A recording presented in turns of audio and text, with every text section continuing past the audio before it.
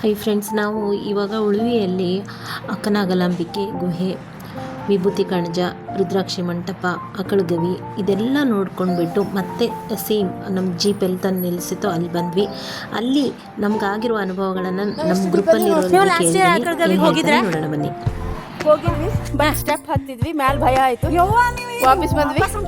ಈ ವರ್ಷ ಹೋಗಿದ್ರೆ ಹೋಗಿ ಬಂದೀವಿ. ಹೇಗಾಯ್ತು ಎಕ್ಸ್ಪೀರಿಯನ್ಸ್ ನಿಮ್ದು? ಆಗ್ತದೋ ಇಲ್ಲೋ ಅನ್ಕೋತ ಹೋದ್ವಿ. ತುಂಬಾ ಖುಷಿ ಆಯ್ತು. ವಾವ್, ನಿಮ್ದು ಎಕ್ಸ್ಪೀರಿಯನ್ಸ್ ಹೇಗಿತ್ತು? ಚೆನ್ನಾಗಿದೆ. ಹೋದ್ ಸರ್ತಿ ಬಂದಿದ್ವಿ, ಆದ್ರೆ ಏರಕ್ಕೆ ಧೈರ್ಯ ಆಗ್ಲಿಲ್ಲ, ಸ್ಟೆಪ್ ಏರಿದ್ವಿ. ಬಟ್ ನೋ, ಇವಾಗ ಸಲ ಮೋಟಿವೇಶನ್ ಮಾಡಕ್ಕೆ ಗೈಡ್ ಇದ್ರು. ಓಕೆ, ಅದಕ್ಕೆ ಎಲ್ಲ ಚೆನ್ನಾಗಾಯ್ತು. ಸೊ ಹೇಗಾಯ್ತು ನಿಮ್ದು? ರುದ್ರಾಕ್ಷಿ ಮಂಟಪ ಇದೆಯಲ್ಲ, ಅದರಿಂದ ಕೆಳಗೆ ಡೌನಿಗೆ ನಡ್ಕೊಂಡು ಹೋಗ್ಬೇಕು, ಶಿವಪುರಕ್ಕೆ ಬರುತ್ತೆ. ಬಟ್ ಈ ಸರ್ತಿ ವೆಹಿಕಲ್ ಮಾಡಿದೀವಿ, ಅದ್ರ ಸಲುವಾಗಿ ಮ್ಯಾಲ್ ಕಾಯ್ತಾ ಇದಾರೆ ವೆಹಿಕಲ್ದವರು, ಅದಕ್ಕೆ ಸ್ಟೆಪ್ ಹತ್ಕೊಂಡು ಹೋಗ್ತಾ ಇದ್ದೀವಿ. ಸೊ ನೀವು ಆ ಕಡೆ ಗವಿಗೆ ಹತ್ತಿರೋದ ಎಕ್ಸ್ಪೀರಿಯನ್ಸ್ ಹೇಳಿ ಫಸ್ಟ್. ಚೆನ್ನಾಗಿತ್ತು. ತುಂಬಾ ಭಯ ಆಗುತ್ತೆ ಫಸ್ಟ್ ಟೈಮ್, ಬಟ್ ಈ ಸರ್ತಿ ಎಲ್ಲರದು ಮೋಟಿವೇಶನ್ ಫ್ರೆಂಡ್ಸ್. ಆಮೇಲೆ ಅಂದ್ರೆ ಹೋದ ವರ್ಷ ಯಾರ್ಯಾರು ಹತ್ತಿಲ್ಲ, ಈ ವರ್ಷ ಹತ್ತಿದ್ದೀರಾ ಅಂತ ಅಲ್ವಾ? Good good good. ಪ್ರಕೃತಿಯ ಒಂದು ಅದ್ಭುತ ಅಂತಾನೆ ಹೇಳ್ಬೋದು ನಾವು ಅಲ್ವಾ? ಅಶ್ವಿನಿ ಇಲ್ಲಿ ನೋಡಿ, ಆಕಳ ಗವಿ, ಆಕಳ ಥರನೇ ಮುಖ ಕಾಣಿಸುತ್ತೆ ಆ ಥರ, ಅದಕ್ಕೆ ಆಕಳ ಗವಿ ಅಂತ ಹೆಸರು.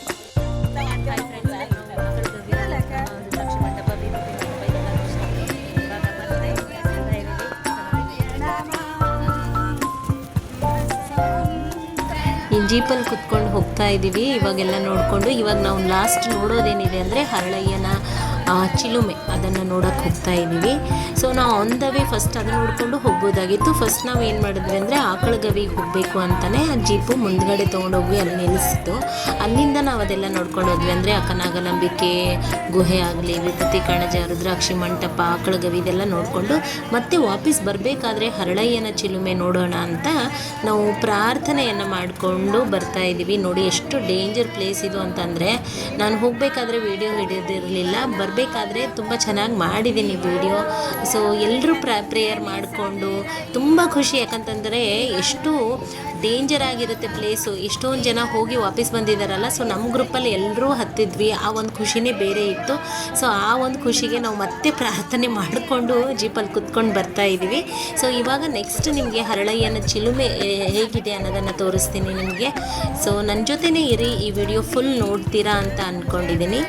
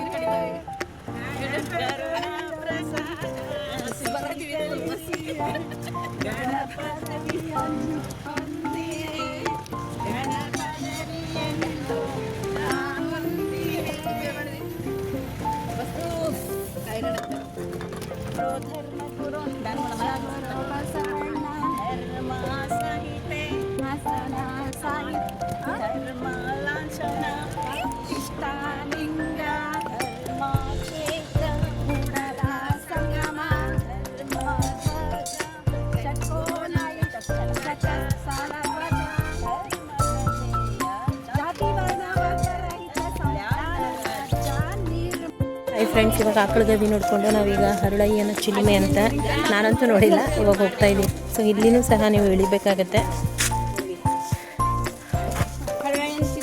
ಹರಳಯ್ಯನ ಚಿಲುಮೆ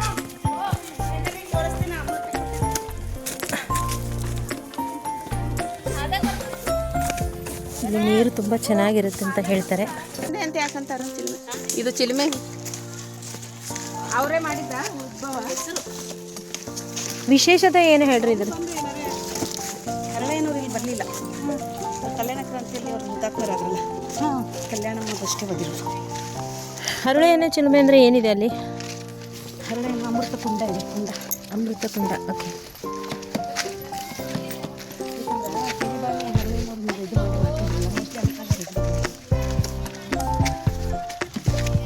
ಅವ್ರು ಬಾವಿ ತೊಡೋದೇ ಮಾಡಲ್ಲ, ಹೊಂಡ ಅಂತೇಳಿ ನೀರು ಇಟ್ಕೊಂಡು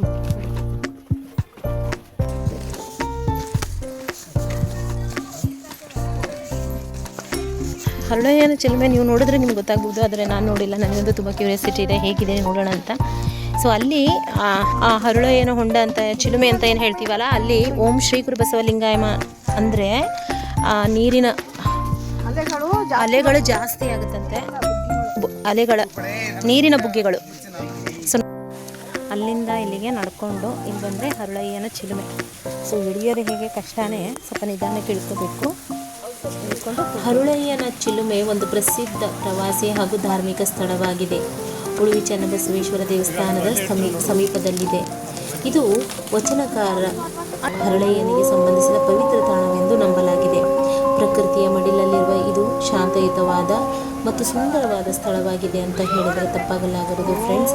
ಉಳುವಿ ಯಾತ್ರೆಗೆ ಬರುವವರು ಇಲ್ಲಿಗೆ ಭೇಟಿ ಕಂಪಲ್ಸರಿ ಕೊಡ್ತಾರೆ ಅಂತಲೇ ನಾವು ಹೇಳ್ಬೋದು. ಇದು ಹರಳಯ್ಯನ ಚಿಲುಮೆ ಅಂತೆ. ಇಲ್ಲಿ ನೀವು ಓಂ ಶ್ರೀ ಗುರು ಬಸವಲಿಂಗಾಯಮ ಅಂದರೆ ಆ ನೀರಿನ ನೋಡಿ ಬೊಬ್ಬೆಗಳು ಹೆಂಗೆ ಬರುತ್ತೆ ಅಂತ ಇವಾಗ ನಾವು ಇಲ್ಲಿ ಎಕ್ಸ್ಪೀರಿಯನ್ಸ್ ಮಾಡಿ ನೋಡೋಣ.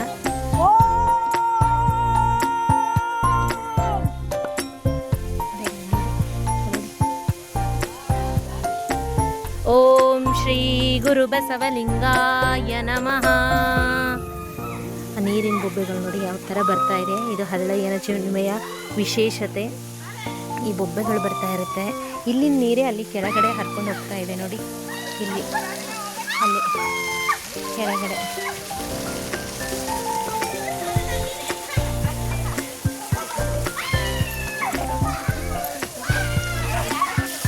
ಅಲ್ಲಿ ಮೇಲೆ ಏನು ನೋಡಿದ್ವಲ್ಲ ಅಲ್ಲಿಂದ ಇಲ್ಲಿ ನೀರು ಬರ್ತಾ ಇರೋದು.